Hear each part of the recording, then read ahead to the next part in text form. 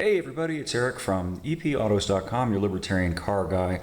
Wanted to do a little show and tell, kind of an intergenerational show and tell. And I'm going to start with what you're seeing directly in front of you, which is my 1976 Pontiac Trans Am that, God, I've owned this thing for 30-something years now. Anyway, here we go. Let me show you what I was going to show you. When I got this thing back in the 90s, it still had its factory original not so great stereo system from the 70s, just a dial, AM/FM dial radio with an 8-track tape player.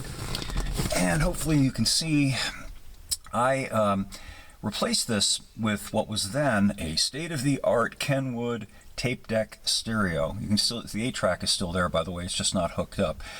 And it was a pretty complicated ordeal to do this because, of course, by the 90s, a lot had changed, and the wiring of a car that was designed in the late 1960s, which is when this car was designed, the wiring harness simply didn't anticipate the modern stereo. So it involved a stereo shop because I didn't want to screw around with the wiring harness at the time. So I paid a stereo shop to install this then modern AM/FM stereo with a tape deck. Some of you younger people will probably never have seen a tape deck. Just like people my age, you know, thought, wow, what's that? An 8-track tape player. Oh, behave. Anyway, all right, moving along. So here is my 2002 Nissan Frontier, which is nearly an antique now, but it's still a modern vehicle, even though it was made nearly 25 years ago. Let me show you what I be meaning about that. All right, so let me see if I can get it to light up. All right, and to shut up because it's got the stupid seat bit buzzer. Anyway, what you're seeing right here is not the factory stereo.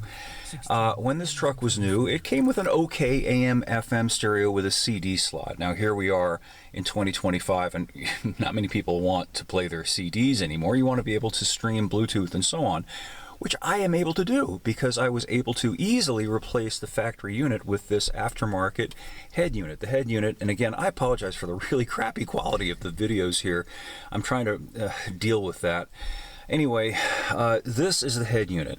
This thing is kind of a box that easily pulls in and pulls out, and more importantly, there are universal connectors behind it. So you can go to a place like Crushfield or whatever, and you can order a head unit that physically will fit into this hole. But the most important thing is that putting it in or connecting it is simply a matter of literally unplugging and reconnecting 3, maybe 4 universal connectors. You don't have to splice anything at all. Any ape can do it, and after about a half hour of work, you have got a much better stereo than what the thing came with originally. In fact, you might have a stereo that's better than anything you can get in a new vehicle without having to buy the new vehicle. A really important point. Now, let's go outside and show you the final thing. One of these days I'm going to get a better camera. By the way, part of the reason that I don't is because the one that I got, like, segments things. I'll talk about that later. Anyway, here's this week's press vehicle, which is a 2025 Ford Explorer. Now, I'm just using this to make a point. All new vehicles are like this, pretty much. So I'm not picking on the Ford by any means. If you've been in a new vehicle lately, you will know or anticipate what I'm going to talk about. So, what we got here is a big LCD touchscreen, and the stereo is integrated into this touchscreen, and this touchscreen controls all kinds of things. You know, you see all these buttons. Look, for example, the climate controls are embedded in the touchscreen. Most of the other systems, secondary systems, try to get it to load up, including the GPS, including, you know, just a lot of the vehicle's systems and controls, you know about this, are accessible through this touchscreen. Well, how do you replace the stereo then? You know, it's not like you can go to Crutchfield and get a new touchscreen and one that includes all the factory controls and apps plus the stereo. This is a proprietary system that's specific to this Ford. It uses Ford's system.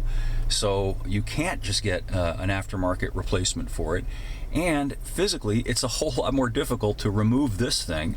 I mean, you know, I guess you could just rip it out, but I'm talking about disconnecting it and reconnecting it. And then, even if you could do that, The way modern vehicles are set up, they're very software driven. What that means is that everything has to mesh with the factory computer system. My '02 Nissan and vehicles of that period, they had computer controls, but the computer controlled the fuel injection system chiefly. That's it.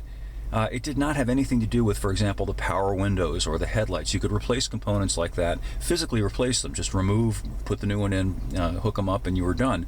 Now, in addition to physically hooking up things, often you have to have them flashed or meshed or whatever the terminology is with the vehicle's system. And the vehicle will only allow factory authorized stuff to be hooked up, and you have to take the vehicle to the dealer for that to happen.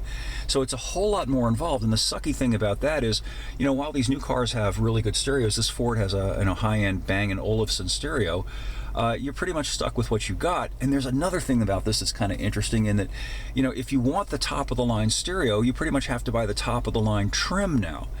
Back when my truck was new, you could buy the basic cheap truck with the basic cheap stereo, knowing that, we got it home, just order up a really good aftermarket stereo that's better than what the top-of-the-line trim vehicle came with and just install it. You're not going to be able to do that anymore. And here's the other thing, too. So what happens when this brand new vehicle is 10 years old? You know how fast things change nowadays with regard to electronics. So while the stereo system that's in here is really good, it's a 2025 stereo. How good is it going to be in 2035? And then you just kind of have what you got. And what happens when this screen stops working 10 years from now and there is no replacement for it? Then not only do you not have a stereo, you may not have a vehicle, because you may not be able to drive it, at least not realistically, without air conditioning and without a lot of the other systems, because they went dark because the touch screen stopped working. Anyway, more over at EPautos.com. Thanks as always for viewing, and we'll have more for you again soon.